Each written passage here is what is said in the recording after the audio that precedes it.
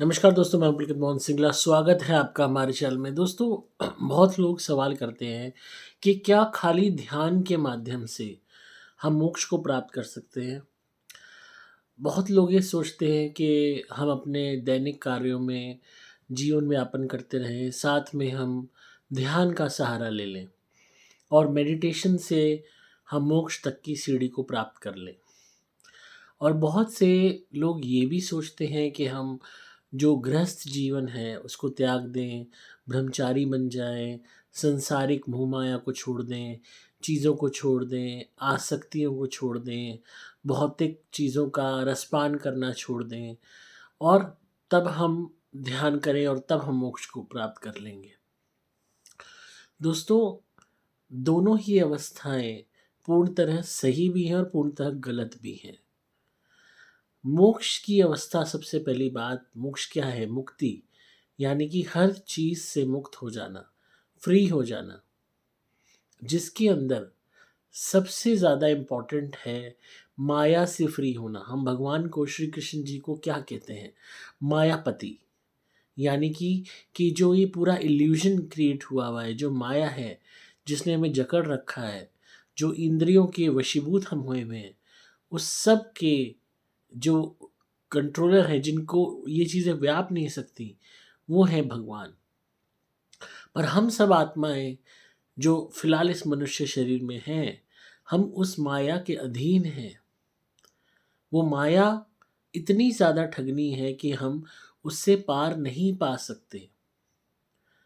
कोई ना कोई लोभ की वस्तु, कोई ना कोई ऐसी चीज़ हमें आकर्षित ज़रूर करेगी, जिससे हम कहीं न कहीं अपनी इंद्रियों के द्वारा उनको सुख प्रदान करना और उनके माध्यम से अपने आप को, अपने शरीर को और अपनी आत्मा को सुख प्रदान करने के लिए विवश हो जाएँगे और विवश हो रहे हैं। हम अपनी ज़रूरतें पूरी बहुत पहले कर चुके हैं। हमें भोजन मिल रहा है, हमें कपड़ा मिल रहा है, हमें छत मिल गई है, हमें पानी मिल गया है, हमें हवा मिल गई है, हमें जीने के लिए वो सब मिल गया है जो हमारे को सर्वाइव करने के लिए, जीवित रखने के लिए, ज़िंदा रखने के लिए है और वो काफ़ी है। पर हमारी इच्छाएँ बढ़ती जाती हैं कि फ़ोन छोटा है, ये नहीं आईफ़ोन होना चाहिए, गाड़ी छोटी है, ये नहीं इतनी बड़ी होनी चाहिए, घर छोटा है, नहीं अब इससे वाला होना चाहिए, कपड़ा ये नहीं ये होना चाहिए। मैं ये नहीं कह रहा कि ये इच्छाएँ गलत हैं या आपको मन से खुश होने का या अपने ऊपर खर्च करने का हक नहीं है। आप मेहनत करते हो और उस मेहनत के द्वारा जो खून पसीने की आप कमाई अर्जित करते हो, उस कमाई से खुद को खुश करना, अपने परिवार को खुश करना आपका कर्तव्य भी है और आपका हक भी है। इन सब को त्यागने से मोक्ष नहीं मिलेगा, पर इनके पीछे पागल होने से भी मोक्ष नहीं मिलेगा। अगर आप सोचें कि आप इन सब को त्याग देंगे और तब आप मोक्ष को प्राप्त कर लेंगे, तो ऐसा नहीं है, क्योंकि आपकी अंदर वो जो भावनाएँ हैं, वो स्वतः नहीं दब रही, आप ज़बरदस्ती उन्हें दबा रहे हो। अब मन कर रहा है आपका लड्डू खाने का, अब किसी ने आपको कह दिया कि भई अपनी जो मन की खुशी है उसको मारो, तो आपने लड्डू छोड़ दिया। किसी ने आपको कह दिया कि सजना-संवरना नहीं है, वरना मोक्ष नहीं मिलेगा। आपने सजना-संवरना बंद कर दिया। किसी ने आपको कह दिया कि आप जो है खाने-पीने में अपना घटा दो खाना, पूरे दिन में 2-3 टाइम मत खाओ, 1 टाइम खाओ, आपको मोक्ष मिल जाएगा, आपने खाना जो है कम कर दिया। किसी ने कह दिया कि संभोग मत करो मोक्ष के लिए, आपने संभोग करना छोड़ दिया। किसी ने कह दिया मेहनत मत करो, काम पे मत जाओ, पैसा मत कमाओ, आपने सब छोड़ दिया, आप बैठ गए घर पे या बाहर अपने घूम रहे हो और घर पे बिना पैसे के, बिना सामान के, बिना व्यवस्था के परेशानियाँ हो रही हैं। किसी ने कह दिया दुनिया के भले के लिए निकलो, घर का मत देखो, आपने वो करना शुरू कर दिया। घर में तो लोग परेशान हैं, बच्चे रुल रहे हैं, माँ-बाप दुखी हैं, भाई-बहन दुखी हैं और आप बाहर दुनिया के लिए करने निकल पड़े। तो एक तरफ आपने एक पूरी फैमिली को डिप्राइव किया, खुद को डिप्राइव किया, जबकि आपका कर्तव्य अपने शरीर के प्रति, अपने परिवार के प्रति सबसे पहले था।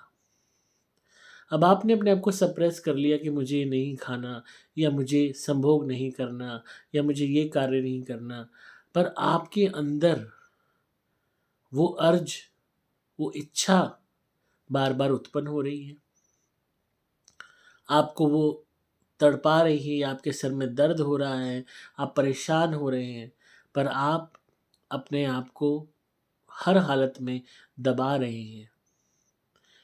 ऐसे बहुत से लोग आपने देखे होंगे जो उपवास जबरदस्ती करते हैं, पूरे दिन पेट पकड़ते हैं, अरे भूख लग रही है, भूख लग रही है, कब शाम होएगी, कब उपवास हम तोड़ेंगे। बहुत सी आपने फिल्मों में देखा होगा, महिलाएं पेट पकड़ती हैं, चांद कब निकलेगा कि हम खाएं, भूख से मरे जा रहे हैं। यहाँ इच्छा शक्ति खुद से मन से नहीं थी, क्योंकि एक रीति रिवाज है, करना है तो आप कर रहे हो, पर आपका शरीर भोजन मांग रहा है और आप उसको तड़पा रहे हो, रोक रहे हो, रुला रहे हो। अब ये चलो एक दिन हुआ, त्योहार चल गया, पर अगर आप रोज ऐसा कर रहे हो तो आपकी इच्छाएं जो आप दबा रहे हो, इतनी ज़्यादा दबा रहे हो और जानबूझ के खुद को तड़पा रहे हो, वो एक दिन एक ज्वालामुखी की तरह फूट पड़ेंगी। जिस तरीके से कोई भी मोटा इंसान मेरे जैसा, मैं आपको अपने डाइटिंग के दिन मुझे याद आते हैं, तो किसी मुझे ट्रेनर ने कहा कि आप सब कुछ बाहर का बंद कर दो, रोटी बंद कर दो, चावल बंद कर दो, ये बंद कर दो, वो बंद कर दो। उसने सब बंद करा दिया। उसने कहा आप सिर्फ सलाद खाओ, सूप पियो, आप जो है क्योंकि वेजिटेरियन हो आप पनीर खा लो। तो 1 दिन, 2 दिन, 3 दिन, 4 दिन वो चीज़ चली कि भई दिन में भी सलाद है, रात को सूप पी रहे हैं, थोड़ा-सा पनीर खा लिया, बस जी। एक वो है कि हाँ ठीक है, शरीर माँगता रहा खाना कि नहीं मुझे प्रॉपर फूड चाहिए, तड़प होती रही, भूख लगती रही, एक माइंड में बेचैनी हो गई, दिल में बेचैनी हो गई, सर में दर्द होने लगा। तीसरे चौथे दिन बाद मैंने कहा भाई ये डाइट लेके मैं 1 साल खींचूँ वो तो नामुमकिन है, और अगर मैंने खींच भी लिया और वज़न घट भी गया तो पूरी ज़िंदगी मैं इस भोजन के साथ तो जीवन यापन नहीं कर सकता। हालाँकि मैंने चौथे या 5वें दिन ही वो डाइट अपनी छोड़ दी। मैंने कहा मुझे तो प्रॉपर खाना खाना है, रोटी भी खानी है, दाल भी खानी है। पूरी ज़िंदगी ये समझ लो बचपन से लेके जवानी तक चाय ब्रेड खा के ज़िंदगी काटी है। तो अगर रोटी सब्ज़ी भी नहीं मिली इतनी मेहनत करने के बाद, या थोड़ा-सा दाल चावल भी नहीं मिला, तो अपना जीवन तो काटना बड़ा मुश्किल है। क्योंकि शरीर माँग रहा है, शरीर टूट रहा है, थकान हो रही है। तो मैंने वो डाइट छोड़ दी। मैंने वो ट्रेनर साहब को कहा कि मुझसे नहीं हो पाएगा इस डाइट के साथ। और आपने हकीकत में देखा भी होगा कि आप निजी जीवन में कोई भी डाइटिंग करते हो और एक लंबे समय तक आप उसको नहीं कर पाते, छोड़ देते हो और फिर दोबारा आपका वेट गेन हो जाता है। ये चीज़ तो एक एग्ज़ाम्पल था, छोटा-सा लाइफ़ का एक वेट बढ़ना-घटना बहुत छोटी-सी पार्ट है लाइफ़ का। पर एक बड़े लेवल पे अगर हम देखें कि हमारा गोल है मोक्ष। अब हम ज़िंदगी भर के लिए अगर अपना खाना-पीना छोड़ रहे हैं, कपड़े पहनना अलग-अलग रंग के छोड़ रहे हैं, हर तरीके के सुख छोड़ रहे हैं, खुद को पीड़ा दे रहे हैं, शरीर को यातनाएँ दे रहे हैं, और फिर सोच रहे हैं कि मोक्ष मिल जाएगा, तो पहली बात, पूरी जिंदगी वो चीज़ करना किसी के भी बस की नहीं है।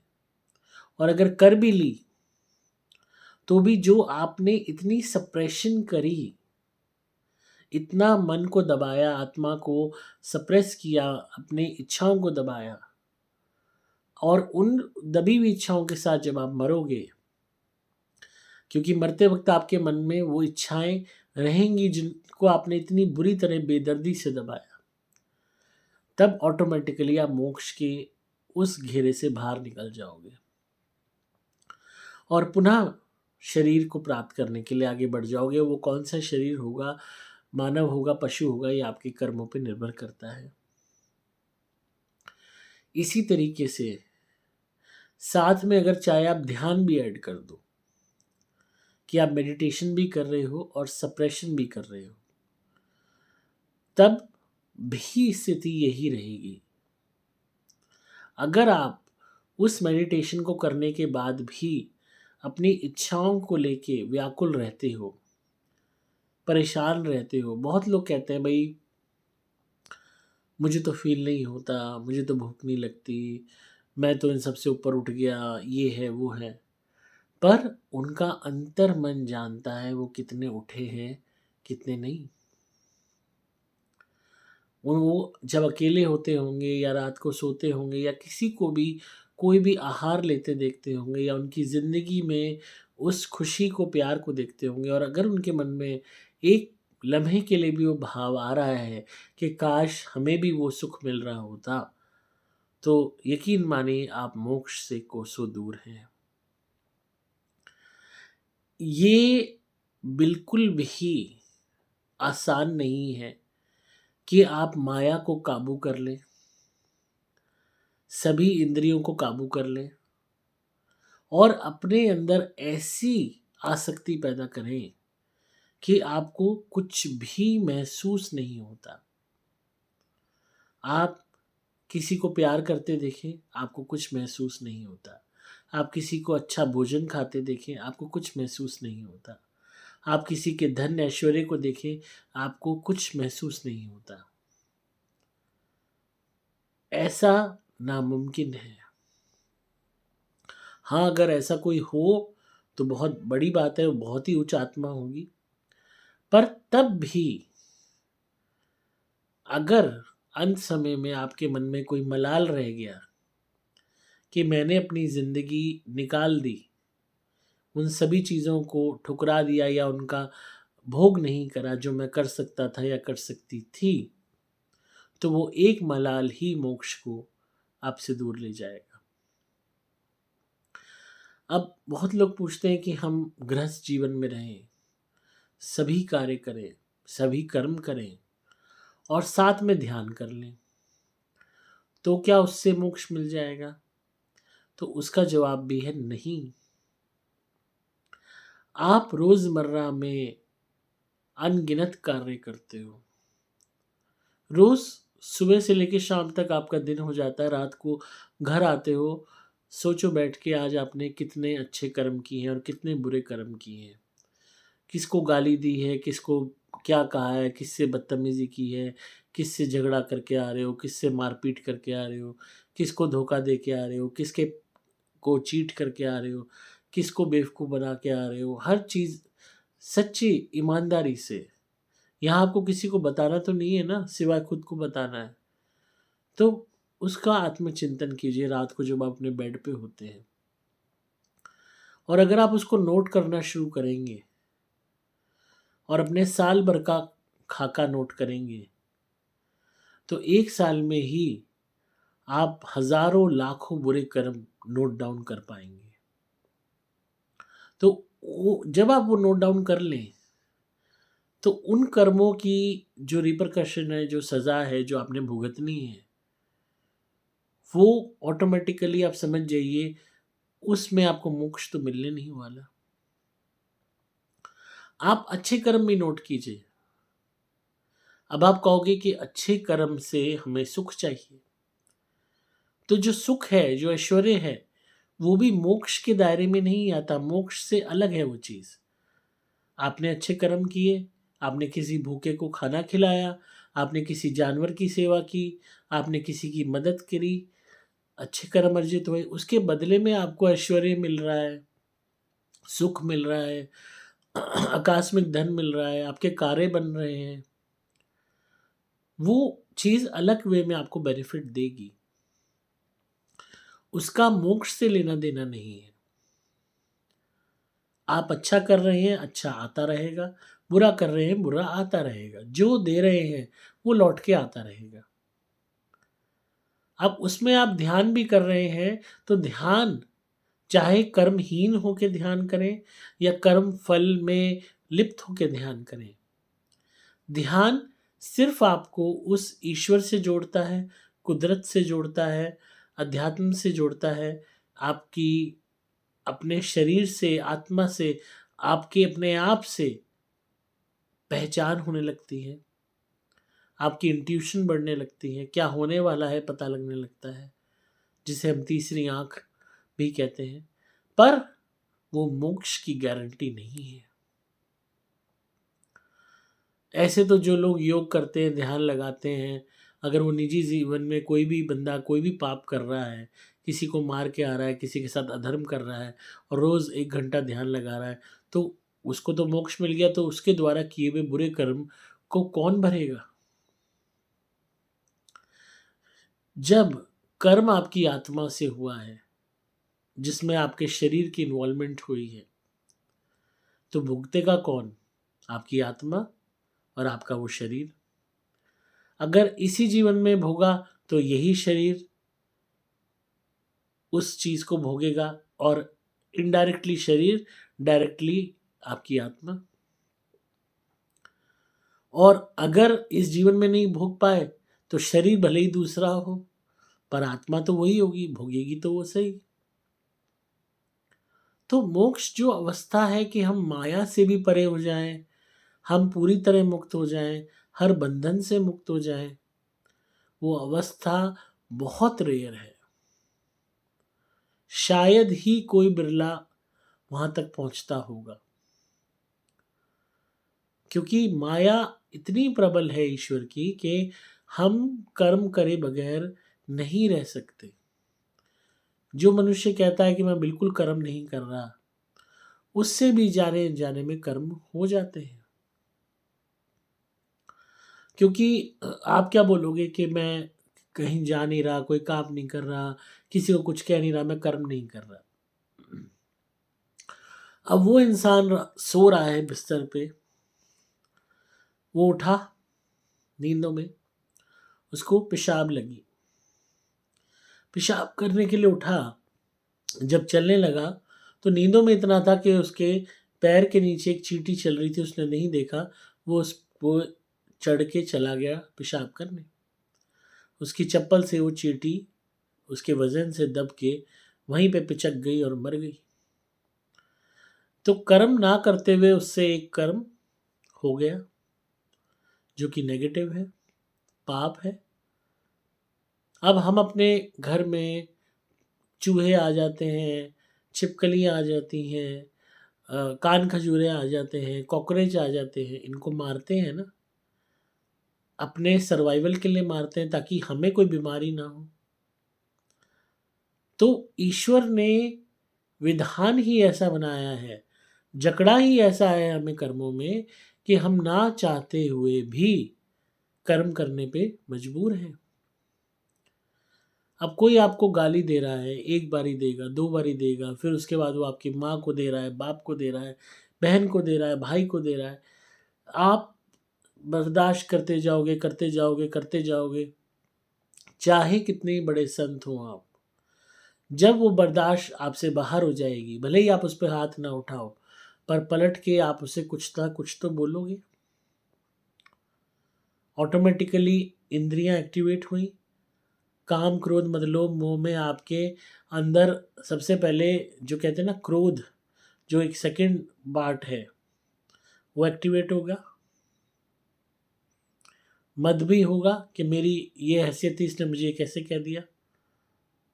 और क्योंकि आपका मोह है अपने पेरेंट्स से, फैमिली से, तो आप नहीं उनके खिलाफ सुन पाओगे तो वो भी बोलोगे आप कि भाई, क्योंकि आपके मन को ठेस पहुंचेगी।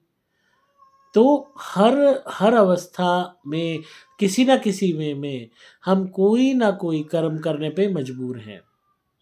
तो इसलिए मोक्ष की अवस्था को आप आसान मत समझिए, आप ये मत समझिए कि वो इजीली अडेप्टेबल है, इजीली हासिल की जा सकती है। वो बहुत डिफिकल्ट है। चाहे आप गृहस्थी में रहते हुए ध्यान करें या कर्महीन होकर ध्यान करें, खाली ध्यान मोक्ष की सीढ़ी नहीं है। जिस दिन आप ये बात समझ लेंगे, उस दिन आप इस बात को भी समझ जाएंगे कि अगर आप अपने कर्म सुधार लेते हो, कर्म बहुत अच्छे कर लेते हो, स्वर्ग प्राप्ति वाले कर्म कर लेते हो, कि आपके कर्म ऐसे उम्दा हैं, ऐसे ऊंचे स्तर के हैं कि देवी देवता, ईश्वर, बड़े बड़े गंधर्व, यक्ष, वो तक आपके आगे नतमस्तक हो रहे हैं, तब आप एक मिनट के लिए उस चीज़ को समझ पाओगे, उस भाव को समझ पाओगे, उस ऐश्वर्य को समझ पाओगे कि वो भोगने के बाद भी मोक्ष को प्राप्त करना कई दफ़ा कितना डिफ़िकल्ट हो जाता है। तो इसीलिए पहले अच्छे कर्म कीजिए, पहले उस अवस्था को प्राप्त कीजिए, बुरे कर्मों से निजात पाइए, ताकि आप उस कुदरत को, उस ईश्वर को, उसके बनाई हुई सृष्टि को समझ सकें। हम खाली फिजिकल प्रयास से नहीं समझ सकते। स्पिरिचुअली, आध्यात्मिक तौर पे आपको बहुत हाई कॉन्शियस अपनी करनी पड़ेगी, और वो तभी होगी जब भक्ति के साथ-साथ आपके उम्दा कर्म होंगे। तब जाके आप उस कुदरत को, उस भगवान को समझ पाओगे। वो भी वो अलाउ करेंगे आपको अपने राज़ दिखाना, खोलना आपके आगे भक्ति की कृपा से, तब आप वो चीज़ देख पाओगे। अगर आप सोचो मानव प्रयास से आप सब कुछ हासिल कर लोगे। अब साइंटिस्टों ने कोशिश की कि हम पता नहीं कितनी बड़ी ऐसी सीढ़ी बना लें कि हम स्वर्ग तक जा पाएँ। पहले के राजा महाराजाओं ने भी प्रयास करे, हम सबसे लंबी ऊँची सीढ़ी बनाएँगे जो स्वर्ग तक जाएगी। हर तरीके से पैरेलल यूनिवर्स, पैरेलल वर्ल्ड, दूसरी पृथ्वी, कहाँ पे सभ्यता है, और खूब खोज हो रही है, करोड़ों रुपए खर्च हो रहे हैं, पर हासिल कुछ नहीं हो पा रहा। क्योंकि उस ईश्वर को जानने का दो ही माध्यम है, उम्दा कर्म, साथ में भक्ति। क्योंकि बुरे कर्म अगर आप बराबर बराबर करते रहे तो आप ऑटोमेटिकली नीचे की तरफ तो जा ही रहे हो, फिर मोक्ष छोड़ो, स्वर्ग भी नहीं मिलना। और स्वर्ग और नर्क भी ये अवस्था नहीं है कि ऊपर कहीं पे कोई फ्लैट है जहाँ पे आप जाके स्वर्ग में रह रहे हो या नर्क में रह रहे हो। स्वर्ग और नर्क भी इन्हीं योनियों के द्वारा मिलता है। पशु योनियों में आप हो, नर्क वाला जीवन आप बिता रहे हो जहाँ आप बेबस हो, और मानव योनि में होके आप राजा के समान जीवन जी रहे हो, आप स्वर्ग भोग रहे हो। तो इसलिए मोक्ष के लिए बहुत लोग कहते हैं कि हमें मुक्ति चाहिए, हमारे परिवारजनों को मोक्ष मिल जाए, कुछ ऐसा करो, उन्हें मुक्ति मिल जाए। आप ये क्यों नहीं सोचते कि उन्होंने पूरे जीवन में क्या कर्म किए हैं? खाली उनके मरने के बाद पूजा करा देने से अगर उन्हें मोक्ष मिल जाता, तो दुनिया भर के क्राइम करके मुक्ति हासिल कर लेती, मोक्ष हासिल कर लेती। तो मोक्ष क्या है? बिल्कुल कंप्लीट आज़ादी। माया से परे होना, और माया से परे सिर्फ ईश्वर है। तो आई होप आपको आज की वीडियो पसंद आई होगी, और जिनका भी सवाल था उन्हें जवाब मिल गया होगा। वीडियो को विराम देता हूँ, क्योंकि मैं तो बोलता ही चला जाऊँगा, फिर आप कहोगे कि वीडियो बहुत लंबी हो जाती है, क्योंकि मैं एक बार ही शुरू हो जाता हूँ तो फिर मैं बस फ्लो में बह जाता हूँ। फिर आप मुझे चुप नहीं करा सकते, चाहे कितने ही घंटे आप मेरे से इस चीज़ की का ज्ञान ले लो। तो इसी तरह सुनते रहिए, प्यार देते रहिए, और अगर आपको घर में नेगेटिविटी है तो आप हमारी धुनी ज़रूर मंगाइए। सुपर स्पेशल एक्स्ट्रा या सुपर प्लैटिनम, उसको घर में जलाइए, आपको बहुत लाभ होंगे, आपके कार्य सफल होंगे। हर तरीके की नकारात्मक ऊर्जाओं से आपको निजात मिलेगी, आपके घर का वास्तु ठीक होगा, हर तरीके की परेशानियाँ दूर होने लगेंगी।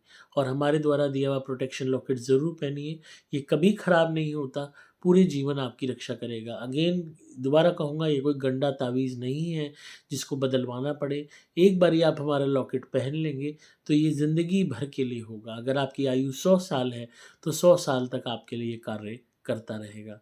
संपर्क करें मोबाइल नंबर 8130331007 पे। डिस्क्रिप्शन में आपको डिटेल्स मिल जाएंगी। मैं हूँ आपका दोस्त पुलकित मोहन सिंगला।